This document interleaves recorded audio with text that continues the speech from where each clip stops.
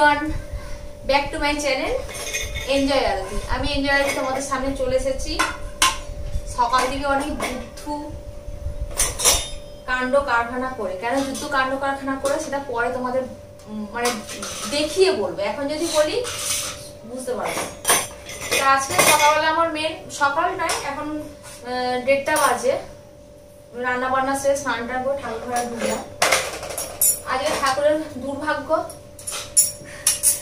সকালে সেবাটা হয়নি, মানে এখন দুবার সেবা হয়ে যাওয়ার কথা, কিন্তু কাজের ঠেলায় আজকে ঠাকুরের সকালে সেবা হয়নি। ছেলেও সকাল 10টা থেকে ওর ক্লাস করে গেছে, ও ক্লাস করতে চলে গেছে।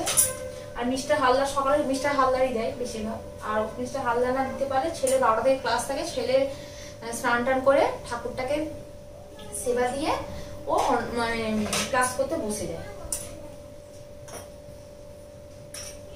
কিন্তু আজকে কি হয়েছে, মিস্টার হালদার 9:30টার সময় বেরিয়ে গেছে, গাড়ি বলা ছিল কোথায় হাওড়ায় যাবে, আর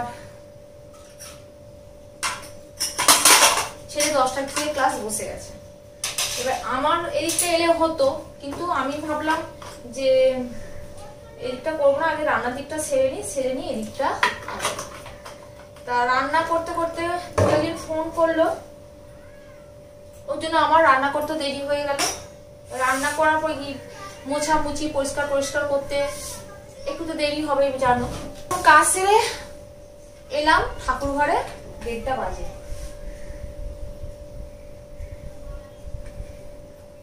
আমি সারাদিনে অন্তত একটুখানি তোমাদের সামনে আসি। হাফ বেলা তো কেটেই গেল, দুপুর 1:30 বেজে গেল, মানে দিনের হাফ দিন শেষ, আর হাফ দিন রইলো বাকি। আর কালকে একটা কাজ করেছিলাম, রাতের সেবাটা বেশিরভাগ আমারই পড়ে, মানে আমাদের নিজে পড়েছি, এরকম এর ব্যাপার নাই, কিন্তু কালকে রাত্রিবেলা আমি ঠাকুরের সেবা দিতে করেছি। একটু ভালো করে পরিষ্কার করেছি, মাঝে মাঝে পরিষ্কার করতে লাগে না। তোমাদের আমি আগে বলেছি আমার অনেক ব্লগে, যারা আমার ব্লগ দেখো, যে মিস্টার হালদার ছেলে পুজো করলে কি হয়, ওরা ঠিক গোছগাছ করে রাখতে পারে না। ওদের দোষ নয়, গোছগাছটা মেয়েরাই ভালো পারে। হ্যাঁ, ব্যতিক্রম এক একটা ছেলে পারে ভালো, কিন্তু গোছগাছটা মেয়েরাই ভালো পারে। তা আমি 4-5 দিন ঠাকুর ঘরে ঢুকিনি, তা ওরা এই পুজো দিয়েছিল বলে ঠাকুর ঘরে এদিকে জিনিস ওদিকে, ওদিকে জিনিস সেদিকে হয়ে যায়। তা ওর জন্য আমার মোটামুটি 15 দিন ছাড়া কি 1 মাস অন্তর ঠাকুর ঘরটা পরিপাটি করতে সময় লাগে। মানে রেগুলারের কাজ একটা যে থাকে সেটা তো থাকেই, প্লাস এই পেন্ডিং কাজটা পড়ে থাকে না 15 দিন 22 দিনে, সেই কাজটা করতে গেলে সময় চলে যায় অনেকটা। কালকে রাত্রিবেলা আমি ঠাকুরটা ভালো করে পরিষ্কার করেছি, করে রেখেছিলাম বলে আজকে রেহাই। তাহলে আজকে যদি আমাকে ঠাকুর ঘরে ঢুকতে হতো, পাগল মনে হতো, মানে অগোছলা দেখে তো থাকতে পারতাম না। সেই অগোছলা গুলো পরিষ্কার করতে গিয়ে আর ঠাকুর পুজো করতে গিয়ে ভীষণ দেরি হয়ে যেত। যেমন ভগবান যা করে ভালোর জন্যই করে, একটা কথাই আছে না, যে কোনো কথাতেই বা যে কোনো কাজে যে জিনিসটা সাময়িকের জন্য হয়তো আমাদের খারাপ করে, যে এই জিনিসটা হলো না, মানে মনটা একটু খারাপ হয়ে যায়, একটু ভালোই খারাপ হয়, যে যেরকম মানুষ কোনো কিছু আশা নিচ্ছে। কিন্তু আমরা এটা রিয়েলাইজ করেছি যে যেই থেকে আমরা দীক্ষা নিয়েছি, সেই থেকে মানে গুরুদেবের সান্নিধ্যে এসেছি, আমাদের গুরুদেব বলেন মানে শিখিয়েছেন, বা সেটা আমরা এখন আমরা অক্ষরে অক্ষরে পালন করি বা মানি বা মেনে চলি, সব রকমই বলতে পারি। ভগবান যা করে ভালোর জন্য করে, খারাপটাও ভালোর জন্য করে, ভালোটা তো ভালোর জন্যই হয়েছে না, আর খারাপের পিছনেও কোনো ভালো উদ্দেশ্য আছে, তার জন্য ভগবান এই কাজটা করেছে। এটা সবসময় মনে করে তোমরা চলবে, দেখবে জীবনে হতাশা হবে না। আমরা তো এটা ভেবেই চলি, যে কোনো কাজ খারাপ হলো, বা অনেক ক্ষেত্রে মানুষ দেখলাম পাশে নেই, বা মানুষ অনেক কিছু অনেক রকম মন্তব্য করছে, তখন একটু কষ্ট হয় যে এই মানুষ এরকম করতে পারে, বা এই কাজটা আমাদের সঙ্গে হলো, বা এটা ক্ষতি হয়ে গেল। কিন্তু তার পিছনে সঙ্গেই আবার ভেবে নি যে গুরুদেবের কথা মনে পড়ে যায়, যে এর পিছনে কিছু একটা ভালো উদ্দেশ্য আছে বলে ভগবান এটা বাধা দিয়ে দিয়েছে, বা এই কাজটা খারাপ করেছে। তোমরাও ভেবে চিন্তে দেখো, আমি যে কথাটা বললাম, যে কোনো খারাপের পিছনে ভালো উদ্দেশ্য অবশ্যই আছে। আর বলবো কি রে বাবা, একই কথা বারবার বকবক করছে। ফুলগুলো আজকে ভালো দেয়, সকালবেলা ফুল ফল সবই বাজার করা হয়েছে, কি কি বাজার করা হয়েছে তোমাদের আমি পরে বললাম। আজ সকাল থেকে কাণ্ড কারখানা আমার যুদ্ধ চলেছে, কি যুদ্ধ চলেছে পরে তোমাদের বলছি। বাজারে কি যুদ্ধ চলেছে। তা সবজি কি জানো, ফুলটা ভালো দেয়নি। 20 টাকা সেল এসছে, হাঁকছে মানুষ।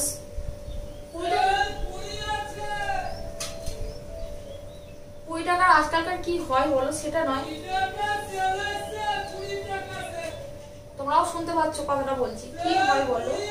তো মানুষ এই করোনা পরিস্থিতিতে মানুষের জীবনযাত্রা এমন করে দিয়েছে ভগবান, যে কি বলবো, বলার মতো ভাষা খুঁজে পাচ্ছি না। রান্নাটা কোনো রকমে তাড়াতাড়ি করে করেছি, বসিয়ে দিয়েছিলাম বলে রেহাই। তারপর একটা ফোন এলো, কথা বলছি। তারপর বাড়িতে একজন এলো, সেটাও কথা বলতে একটু দেরি হয়ে গেল। মানে কাজের তো একটা তো সব মানুষের একটা হিসাব থাকে, সেই হিসেবের বাইরে চলে গেলে সব গন্ডগোল। আর তার উপর পুজোর দায়িত্বটা পুরো সকালে আমার উপর পড়েছে, বুঝতেই পারছো। আর আমার কি হয়, আমার আমার আমার যেটা হয় যে আমার একটু অসুবিধা হয়, তোমাদের আমি আজকে বলি। আমি আমার ফোনেতেই আমি ভিডিও করি, ফোনেতেই আমি এডিট করি, ফোনের মধ্যেই সব করি।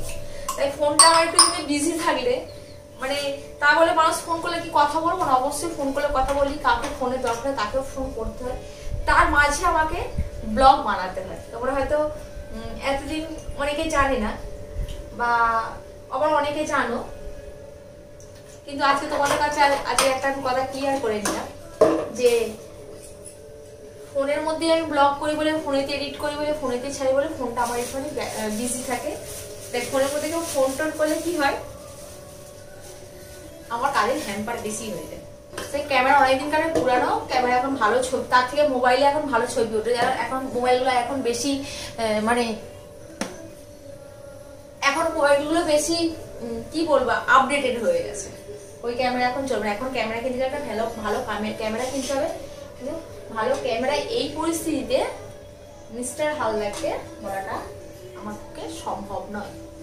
সবকিছু সবসময় বলা সম্ভব নয়, উচিত নয়। কেন আমি তোমাদের আগের ব্লগে বলেছি যে আমি যেই থেকে ব্লগ করছি করোনা কাল থেকে, কি পরিস্থিতিতে আমি ব্লগটা করতে আরম্ভ করেছি বা ইউটিউবে আমি কেন এলাম, তোমরা আমার আগে যে যারা ব্লগ দেখো তারা জানতে পেরেছো।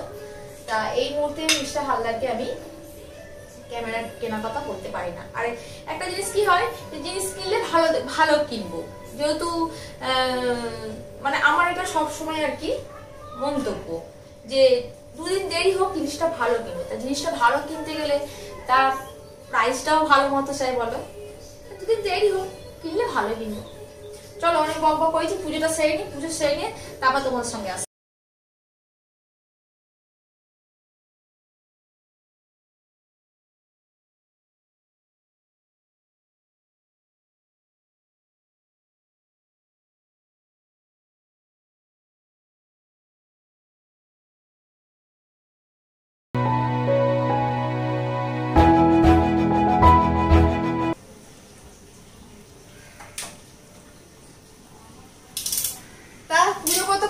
ছেলে হাফটা করে দিয়েছি, বেশিটা ছেলেকে সেবাটা দিল, কেন ওর অনলাইন ক্লাসটা শেষ হয়ে গেছে, ওই গিয়ে আমাকে হেল্প করলো।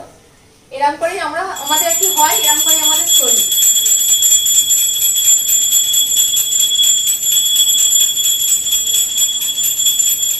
আর তোমাদের বললাম যে আজকে যুদ্ধ চলেছে। সকালে বাজারে গিয়ে এর মধ্যে কি আছে বুঝতে পারছো, এই একটা বড় কাঁঠাল কিনে নিয়ে এসেছি।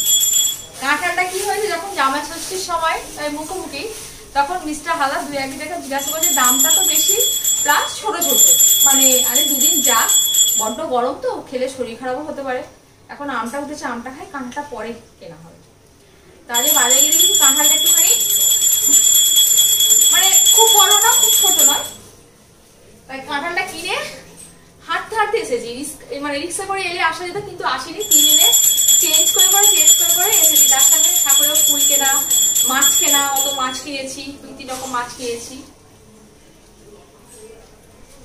সেগুলো গোছ গাছ করে তোলা সুন্দর করে ফ্রিজে। তারপর তো একটার পর একটা লোক বাড়িতে এসেই যাচ্ছে, একটার পর একটা লোক বাড়িতে এসে যাচ্ছে। কেন মিস্টার হালদার যখন ডিউটি যাচ্ছিল তখন দেখেছে একটা লোক ডাব নিয়ে যাচ্ছে, লোকটা মাঝে মাঝে বাড়িতে ডাব দিয়ে যায়, বা মাঝে মাঝে কি আমরা খেয়ে আসি, তোমরা অন্য ব্লগে দেখেছো। এই দেখো এক কাঁদি ডাব দেখেছে সুন্দর, বেশ কচি কচি গোল গোল, মানে ডাব তো কচি হচ্ছে না, গোল গোল সুন্দর পরিষ্কার দেখেছে, তাকে বলেছে ডাবটা বাড়িতে দিয়েছে, তার সঙ্গে একটা মোচা। একটা লোক আসে তাহলে আর আমি ব্লগ করব কি করে, আর কাজ গোছাবো কি করে। ওই জন্য ঠাকুর আজকে ঠাকুরের দিকে আজকে কারণে ঘাটতি হয়ে গেছে, মানে অ্যাকচুয়ালি বেশি প্রভাবটা পড়েছে ভগবানের উপর, ভগবানের একবারে সেবা বন্ধ হয়ে গেছে। আজকে রান্না করেছি কাঁকরোল ভাজা, কাতলা মাছের পাতলা ঝোল, মানে আমি নাম দিয়েছি কাতলা মাছের পাতলা ঝোল, আর এটা হচ্ছে দই কাতলা করেছি। দই কাতলাটা মনে হয় তোমাদের একটু আমি দেখাতে পেরেছি, মানে নামানোর সময়। এই দুধ তুই খেলি না অঙ্কন, ফ্রিজে ঢোকা, আমি খেয়ে নেবো। আচ্ছা তুই এখন ফ্রিজে ঢোকা, আমি খাবো। হ্যাঁ তুই খাবি, তোকেই খেতে হবে। দুধ জাল দিয়ে দিয়ে কি হয়েছে, একদম মোটাও হয়ে গেছে, কারণ দুদিন আগে দই বসেছিলাম, তারপরে ফুটি ফুটি রাখা হচ্ছে, মানে ঘন হয়ে গেছে, মানে চা করলেও খারাপ লাগবে খেতে। আর ছেলেটা টিভিটা চালিয়ে দিয়ে চলে গেল। চা করে খেতে গেলেও কষ্ট লাগবে, আর আমার দুধ চা খুব একটা খায় না, মিস্টার হালদার একটু খায়, আর কফি খেতে হবে, মানে দুধটা আবার নষ্ট হবে না। যাই হোক, তখন বললাম গরমে চা কফি খেয়ে লাভ নেই, বাপি তো চলে গেছে, তাহলে দুধটা খেয়ে না, আমি আর ফ্রিজে ঢোকাবো না, অনেকদিন ঢোকাচ্ছি ফ্রিজে দিলে। তো বলে মা খেয়ে নেবো বলে ওর মনেই নেই, আমি এখন ফ্রিজে তুলতে গিয়েছিলাম, মনে পড়ে তুই বলি না তুমি বাইরে রাখো আমি খাবো, আমি এখন ফ্রিজে তুলতে গিয়েছিলাম যে না তুলে দিই, তোর সময় না আমি খাবো তুমি বাইরে রাখো, খেলো না। যাক এখন ভাত মানে খাবার দেখাতে এসে তোমাদের দেখছি যে দুধটা ফ্রিজে আছে, সরি দুধটা বাইরেই আছে, আমারও আর মনে নেই। হ্যাঁ এত লোক আসছে, কটা কথা তোমাদের বলবো, এত লোক আসছে, তার সাথে ভাতে চাল ভিজেছি, তরকারিগুলো সব করেছি, করে স্নান করতে যাওয়ার আগে ভাত করিনি, আমার ভাত করে ভাতের ফ্যানটা ঝাড়াতে গিয়ে স্নান করতে গেলাম, মানে আজকে আমার এই হয়েছে, হজবরলাও হয়ে গেছে পুরো।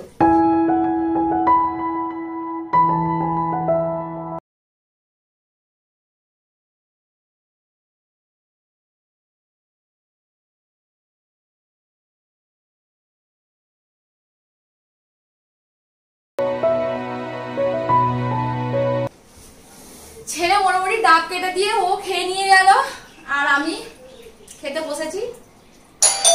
কে আবার এলো, আমার সাথে এলো নাকি, কথা বলবো কি।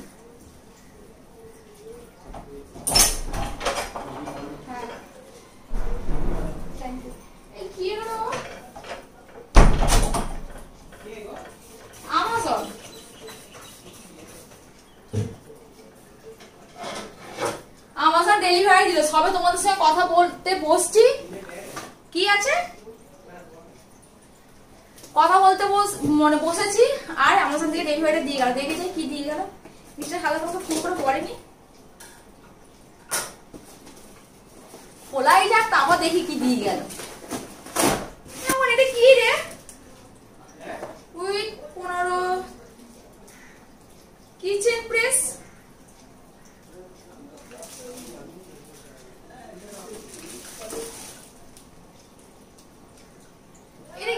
কিচেন প্রেস এসেছে, এইটা এরকম এসেছে, আমি বুঝতে পারছি না কি মিস্টার হালদার আছে, তোমাদের বুঝিয়ে বলবো কিন্তু আমার মাথায় ঢুকছে না।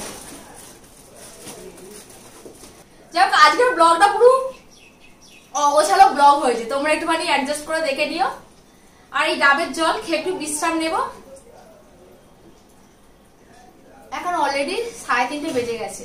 ঠাকুর পুজো করতে করতে কি বলেছি আমার অত মনে নেই, তোমরা একটু কমেন্ট করে বলো যে কোন কথাটা বলতে গিয়ে আর বললাম না, বা কোন কথাটা হাফ বলেছি হাফ বলিনি, আমার মাথায় এখন কিছু ঢুকছে না, আমি যখন এডিট করতে যাবো তখন হয়তো বুঝতে পারবো, তা তোমরা একটু কমেন্ট করে বলো। আর আজকের ব্লগটা এখানেই শেষ করছি। আমার ব্লগ যদি তোমাদের একটু ভালো লেগে থাকে অবশ্যই কমেন্ট লাইক করে দিও, আর নতুন বন্ধু যদি হও অবশ্যই সাবস্ক্রাইব করে আমার পাশে থেকো নতুন নতুন ব্লগ দেখার জন্য। সবাই সুস্থ থেকো, ভালো থেকো, নিজেদের খেয়াল রেখো, বাই বাই।